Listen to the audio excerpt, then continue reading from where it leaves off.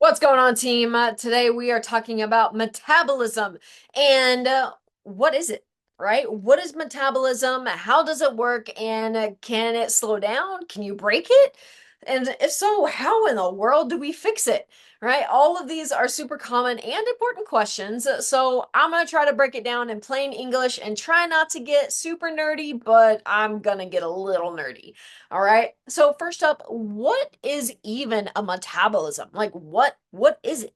And at its core, metabolism is your body's process of converting energy from one form into another. So more specifically, how your body turns chemical energy found in food into three other forms of energy. One is movement, right? Kinetic energy. Another is to keep you warm, which is heat energy, and the other is fueling processes like hormone production, breathing, and recovery. That is a chemical energy. So, yes, we have those three forms of energy, but it also can get stored as well, right? Which is what we have all heard of. Like, oh, yeah, it gets stored as fat. Yes, it can be stored as adipose tissue, but it can also be stored as glycogen, which is your muscle sugar, all right, or your muscle battery. So, this might sound over your head, or you're like, I'm back in high school science, right? Yes and no. All right. So this is basically thermodynamics in action. And so you're like, okay, so that's metabolism. So how do I know if I have a fast one or a slow one? And the speed at which your body uses energy is your metabolic rate, right? So that's usually where we're like, oh, I have a fast metabolism. So that means your body uses up energy really fast. Or if I have a slow metabolism, okay, my body uses energy slower. So the most of the energy that keeps you alive is called your basic metabolic rate. And this accounts for about 70% of your daily total calorie burn, which is like, oh, that's cool, right? So your BMR, your basic metabolic rate, is how many calories your body needs to just function at rest, right? So think like I want you to think about breathing, digesting, body temperature regulation, heart beating.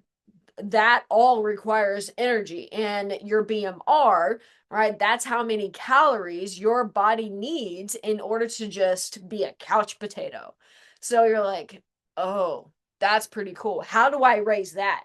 Right? Because I want to raise my BMR so I can burn up more calories when I am a couch potato, right? And there's some factors that go into this, all right? So some are uncontrollable and some are controllable, all right? So the uncontrollable ones, genetics. And yes, some people really do have fast and slow metabolisms, but that should not be an excuse as to why you shouldn't try or why you should like eat like crap. All right, just because you have a fast metabolism doesn't mean that you can eat anything and everything you want. All right, and just because you have a slow metabolism doesn't mean that you shouldn't try to become your best, healthiest versions of yourself. All right. So just put that in your back pocket. Some people might need to work a little harder than others, and that's just life. All right. Now, genetics, we can't control that. Age, we also can't control that. We can't rewind time as hard as we try. You can't. All right. And on average, your BMR drops 2% per decade after 20. All right. And that may sound like, oh, so I dropped like 4% over the course of 40 years. Or wait, I dropped 4% over the course of 20 years. I'm like, oh, well, that doesn't seem so bad. It does when it compounds, right? It adds up over time and until you're like, oh, crap. And especially if like your starting point. Okay, so age. All right, that's another thing that we can't really control. And height, right? You can't make yourself higher or taller, right? Taller people tend to burn more calories. Now, some things that are controllable, your weight, your muscle mass, and your diet. All right. So, weight heavier people usually have higher BMR because it takes more effort to keep them alive. Muscle mass. The more muscle you have, the higher BMR you have, which is fantastic. And then diet. So consistently under eating can tank your BMR over time because your body is adaptable. So, okay, this leads into like the fat loss trap, right? So playing off of, okay, under eating. So if I want to lose weight, then I need to be in a calorie deficit. Yes, you do. But there is such a thing as being too low. All right. And here's what I mean. Have you ever noticed how some women and even men, all right, always seem to be dieting and yet they never lose the weight? And here's why. Because chronic dieting with no muscle building focus leads to a slower metabolism. Because remember, muscle is the driver of your metabolism. The more muscle you have, the higher your metabolism is. So when your only goal is to just weigh less, is to just shrink your body, you shrink your body not only with fat, but along with it, your muscle mass, right? So less muscle equals lower metabolism. Lower metabolism equals fewer calories needed to maintain that weight. And that's how women get stuck eating 1,200 calories a day and still not losing weight. So eventually, you'll throw your hands up in the air and you're like, diet doesn't work for me. I give up. Right? But it's really because chronic under eating and not strength training is what doesn't work. So, what's the solution? You eat. You eat for your muscle. You eat to train for muscle, right? Most women would be better off focusing on building muscle rather than just constantly chasing fat loss. Why? Because muscle burns more calories at rest. It helps regulate your blood sugar and insulin. It gets you stronger for your life, for your outdoor pursuits. And if you want to look lean, toned, and athletic, you need more muscle to do that. Now, you don't have to bulk up. You don't have to lift like a bodybuilder, but you do need to challenge your muscles with real weights, real effort, and real intention to grow, right? Not the pink 2 pound dumbbells over in the corner, and not the 100-calorie breakfasts followed by fasted cardio. You need fuel. You need fuel for your training. You need fuel for your body.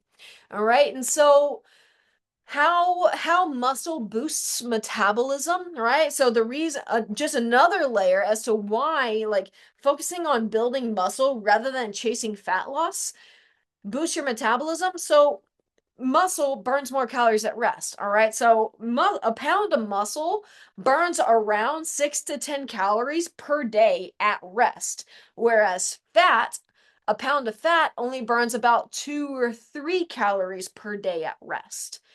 Okay, so just pound for pound, muscle is burning more calories.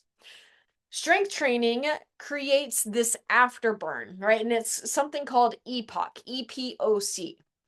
And so your metabolism stays elevated for hours, sometimes up to 48 hours, again, depending on the person, after a really hard workout. So even when you're not working out, right? So you continue to burn calories after your workout, which is great. That's fantastic. All right. You continue to ride the waves of your workout.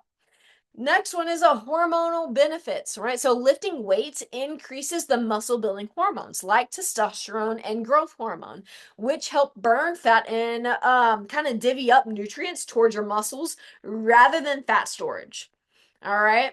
It helps improve insulin sensitivity. So muscle helps your body use carbs for energy rather than storing them as fat, right? So that muscle glycogen that we talked way back, right? So that muscle sugar or that muscle battery, right? Glycogen, yeah, it uses that right from carbs to help promote more muscle growth and to help rejuvenate your muscle battery.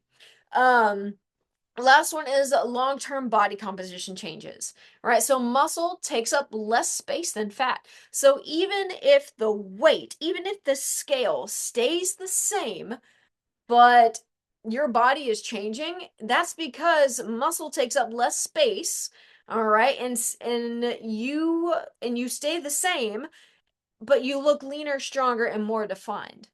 Right? So aiming for muscle building rather than fat loss should be the main priority, because also, y'all, muscle isn't just the driver of your metabolism. Muscle is also the driver of your longevity and vitality, right? So it behooves me not to chase something that's going to keep you living longer and more independently and enjoying life more, because life as a stronger person will keep you more independent as you age, right? So let's shift gears and talk about metabolism boosting supplements, because there's a ton of Instagrammers, TikTokers, whatever, influencers that have zero knowledge about this, but they look good and they want to sell you something because they make money. Y'all, please don't waste your money. All right. Despite the hype, most fat burners and metabolism boosters have minimal real impact. All right. Green tea extract and caffeine might give you a little tiny bump in calorie burn, but it's not enough to make a dent if your training and eating and recovery are crap. All right. Focus on whole food diets, focus on getting enough protein, focus on recovery, and focus on your training for muscle. All right. Everything else, like focusing on that and like having supplements to just boost that, y'all, no, there's no supplement that can replace that. All right. And ultimately, control what you can control. All right. You can't change your height, you can't change your age, but you can change your muscle mass. You can change your training. You can change your diet, and you can change your daily habits. All right. Metabolism isn't broken.